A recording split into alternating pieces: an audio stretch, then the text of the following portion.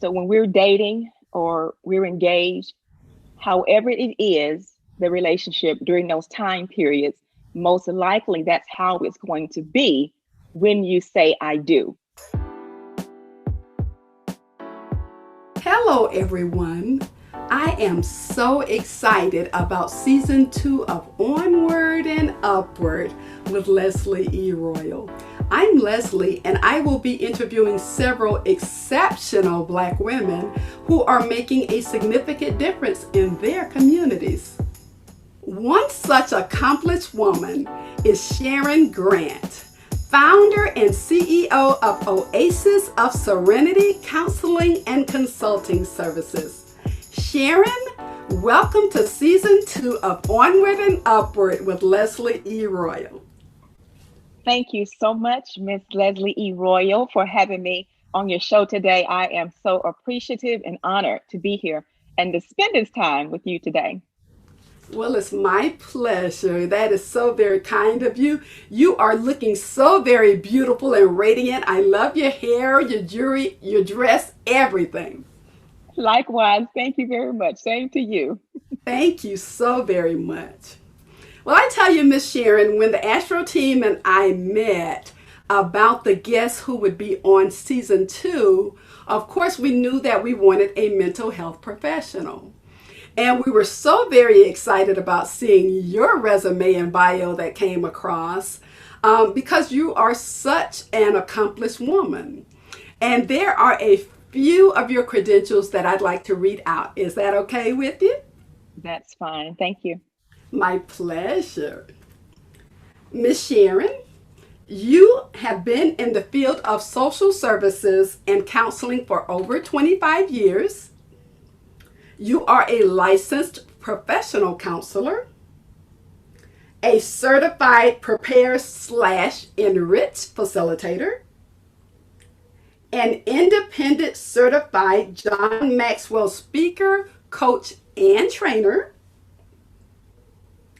And you are also a certified alcohol and drug counselor, personal development and leadership coach, workshop facilitator, and a marriage counselor. So we are so thankful and blessed to have you here today. Yes, and once again, I'm glad to be here. Well, it's my pleasure. The first question I have for you, Sharon, is um, why is it important for us to seek counseling when it's needed? That's a great question. Counseling provides you um, a place, a platform to go and speak with someone who brings neutrality and objectivity. Is quite different from speaking with your family or your spouse. Um, Oftentimes, counselors are non-judgmental and create that sacred space you need to just release and let go of those things that are bothering you. They also have the education, credentials, experience needed to be able to guide you and help you to maneuver through those difficulties of life and educate you on skills that you can use to properly manage situations. Thank you so very much. Yes, yes, thank you. Now, how do individuals and family deal with the challenges that we face with COVID and all that it entails? Well, that's kind of a loaded question, isn't it? There's so much that we can go different directions we can go in with that question. But I would first say the first thing we would need to do is to be able to protect ourselves and our loved ones by following the guidelines that have been set for us by the CDC. Those are just basic universal things: the social distancing, wearing your mask, um, and constantly washing our hands. On an emotional aspect of managing COVID-19, with those challenges for our families is to utilize those available resources that are available to you. Because oftentimes we've seen that families have been impacted through employment, finances, in managing these challenges that came with COVID-19. Also, it's important to make sure that you're managing your emotional health. Emotional health and mental health used interchangeably. are quite different from mental illness. So I'm saying we need to make sure that we're managing our emotional health, that we are functioning in a way that we're managing the situation as best we can. There's a lot of anxiety or anxiousness surrounding COVID-19 because there's a lot that we've seen the devastation that it has caused within our families and our communities. The biggest thing for me, as I just said, is making sure you're managing your emotional health as you're going through this pandemic. And therapists, counselors, coaches, pastors can be a great resource in helping you maintain your emotional health during this time. Wow. Sharon, that is great advice. We have the right person here today. So we're so thankful to have you here. Leslie, I do also want to add, oftentimes it's you want to be mindful of how much attention or time you are devoting to social media when it comes to talking about the pandemic. Yes. Because if you're taking in too much, you're consuming too much of that, and you know that it's having a negative impact on your emotional health, you may want to limit some of that interaction you're having with social media regarding the pandemic and the COVID-19. That is exceptional advice. Thank you so much for sharing that. I needed that. And I am certain that our viewers needed that as well. Thank you for adding that. Yeah. And the same could be said about the next question. Mm-hmm. So help us with this. What are healthy ways we can internalize the depressing current events that are going on today with the negative politics and the violence that is going on in our country? I would start out answering that question with the similar response I gave to the COVID, being mindful of how much attention you are giving, how much of that media you are taking in regarding the violence that's in our country, as well as the politics. Also be an advocate. Figure out where are some ways that I can fit in and do advocate work to bring about the changes I desire when it comes to politics or the crime or the social injustices that are in my community. So being an advocate, watching your intake about that, making sure that you, once again, I may sound like a broken record, but making sure that you are managing your emotional health, that you're not finding yourself being impacted by your sleep, your intake of food, if it's impacting your work. Those are all negative signs that you are feeling stress and that you are taking an emotional toll on you when you're watching and getting involved with the politics. Yes, indeed. That's advice that I needed once again. So thank you for sharing that and limiting social media. Yes.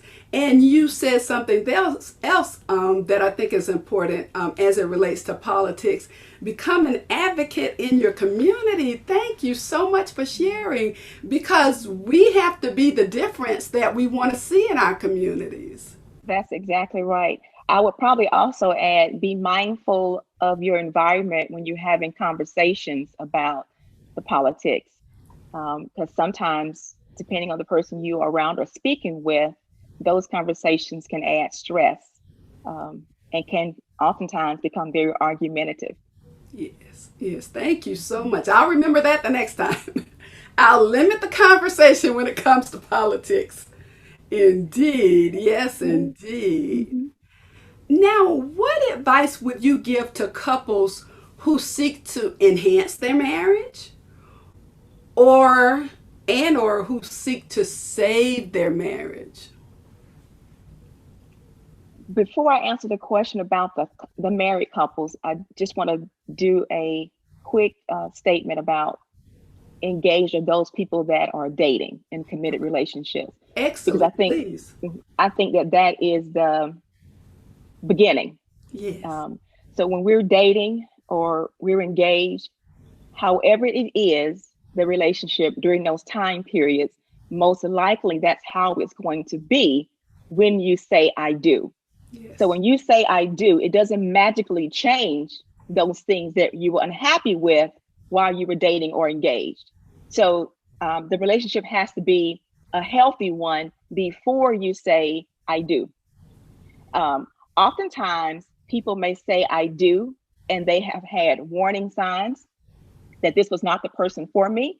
And they say, I do, and they get married. And those are the people that I often see in my office to fix and improve their marriage. I use an analogy of a house. Now, I don't build houses, but I use the analogy of the foundation that you put your home on has to be solid, Yes. has to be firm. Yes. What happens is if you put that house or the weight onto that unsettled or that cracked foundation, that house is not going to be very sturdy. Yes. Same thing with our marriages. If we don't build our marriages on those solid foundations, love, unconditional love, not just love, unconditional love, commitment, honesty and trust, communication, compromise. Those are those basic foundational items that we need to build our marriage upon, so that when the stressors of life, such as blended family, differences in politics, right? COVID-19, death in our family, when those parenting issues, loss of employment, when those stresses of life are placed on that foundation of that marriage, we can stand. So it's important for me to help couples to understand the importance of building that foundation. Even if the foundation is cracked, we can still start repairing, doing some things to work on that foundation to make it more strong for that relationship to last.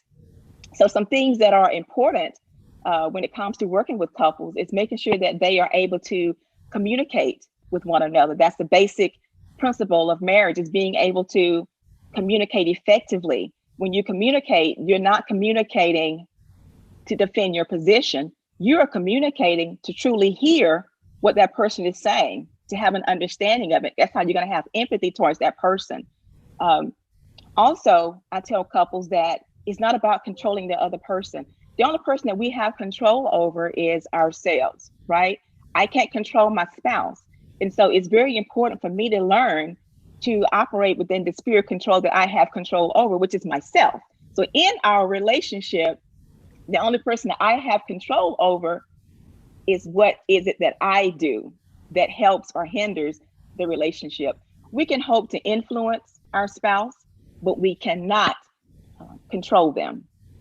That is wonderful, wonderful, wonderful words of advice. Thank you so very much for that, Sharon. Thank you. Now, Miss Sharon, what does onward and upward mean to you? Onward and upward means to me mobility, movement, not stopping, don't give up, not being complacent, striving to reach higher. I think of elevation. I think of stretch, because when we find ourselves in uncomfortable situations, that's when we are actually developing ourselves, because we're out of our comfort zone. So that stretch reminds me of onward and upward, and just basically never giving up, continue to persevere. That's what onward and upward means to me. I love that. I love that. Well, I tell you, I just thank you for taking time out of your busy schedule to speak with us today. You have given such wonderful words of wisdom, such great advice. We want our viewers to be able to contact you if needed. And so would you be willing to share your websites, your social media handles, and if you provide any phone numbers and things of that nature? Sure. My website is www.oasisofserenity.net, and the phone number is 470-377-6839. Facebook is Oasis of Serenity Counseling and Consulting Services, and Instagram is Oasis of Serenity CC. Excellent. Thank you so very much. And I tell you, I just feel serene being in your presence at this very moment. So thank you for calming me down and giving us tangible ways to deal with the stress that is going on in our lives. Thank you so very much for that, Sharon. You are welcome. Thank you so much. And you did an excellent job yourself of putting me at peace. And I felt very comfortable doing the interview with you. It has been a wonderful time. It's my pleasure. And you have a wonderful day. Thank you. You too.